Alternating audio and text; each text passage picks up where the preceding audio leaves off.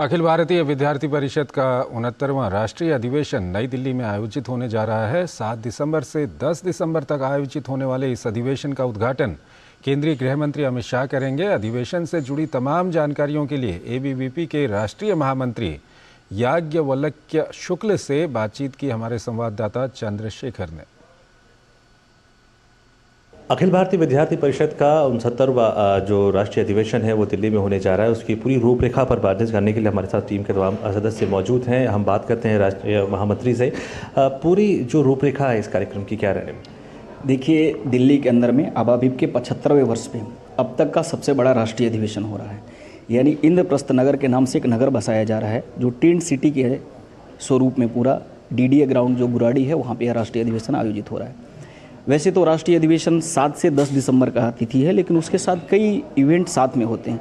जैसे उसके पूर्व केंद्रीय कार्य समिति की बैठक होती है जो 5 तारीख को यानी कल, उसमें प्रस्ताव इत्यादि सभी विषयों पे चर्चा होगी। उसके साथ 6 तारीख को राष्ट्रीय कार्यकारी परिषद की नेशनल एग्जीक्यूटिव काउंसिल की बैठक होगी और 7, 8, 9, 10 ये राष्ट्रीय अधिवेशन आयोजित हो रहा है, जिसमें देश भर से 10,000 से ज़्यादा प्रतिनिधियों की सहभागिता होगी।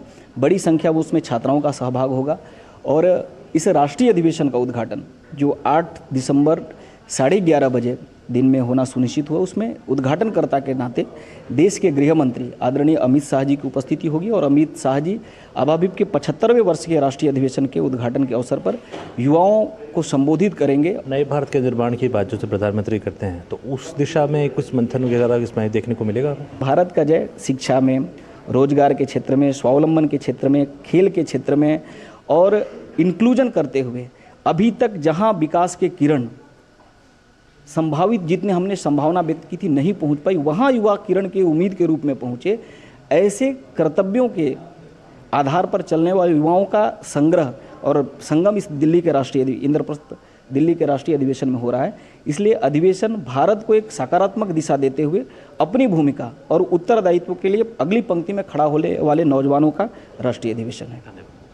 तो पूरे देश को नहीं बल्कि पूरी दुनिया के जो युवा है उनको जोड़ने का प्रयास एबीवीपी करने वाला है अपने इस अधिवेशन में। कैमरामैन अनिल ठाकुर के साथ चंद्रशेखर, डीडी न्यूज़, दिल्ली।